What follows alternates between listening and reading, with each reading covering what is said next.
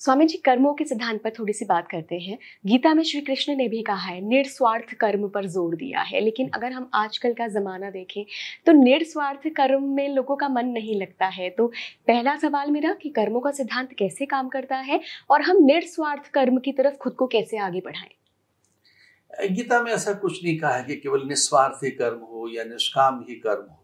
गीता ने निष्काम कर्म की बात भी कही है, पर वो निष्काम कर्म भी ऐसा है जो सबके हित के लिए है। गीता में तो कर्मण्येवाधिकारस्ते मा फलेषु कदाचन, गीता में तो कहा है कि जो कर्म है अकर्म कर्म विकर्म। कर्म का अर्थ है निरंतर कुछ उस शुभता से, उस पावित्र से, उस पुरुषार्थ से जो सबके हित के लिए है। जैसे आप एक बीज डालते हैं और वह बीज वृक्ष बनकर फल फूल गंध सुगंध मकरंद सब देता है, गौंद छाल छाया वलकल हरितिमा, उससे जड़ें पैदा होती हैं, उससे वृक्ष बनता है। वृक्ष की फिर वृक्ष एक ऐसी वनस्पति है कि उसकी सूखी लकड़ियां ईंधन बनकर उदर की आग को शांत करती हैं, अथवा वो समिधा बनती हैं।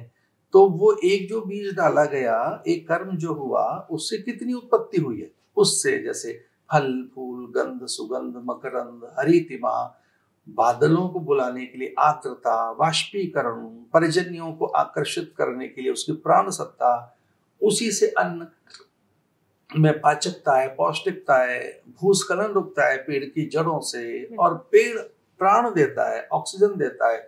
तो जैसे एक छोटी सी चीज से कितना कुछ हो गया।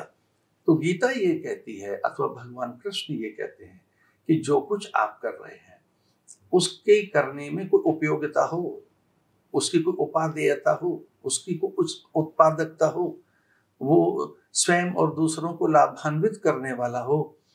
और इसके लिए हम भारतीयों ने इसे समझाया कि वो शुभ कर्म हो, पवित्र कर्म हो। हमारे यज्ञ कर्म ऐसे ही तो हैं। यज्ञों से पर्जन्य आते हैं, यज्ञ पर्जन्यों का बादल आते हैं, वो बादल ही तो अन्न को पकाते हैं। उन बादलों से ही तो धरती में हरितिमा और आर्द्रता रहती है। उन बादलों के कारण ही तो पूरी प्रकृति में पवित्रता, ऊर्जा, स्फूर्ति और जीवन रहता है।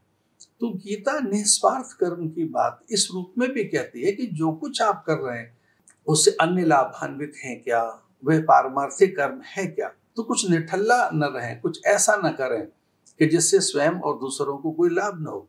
तो कुछ व्यर्थ न हो, निरर्थक न हो, अकारक न हो, अर्थहीन न हो।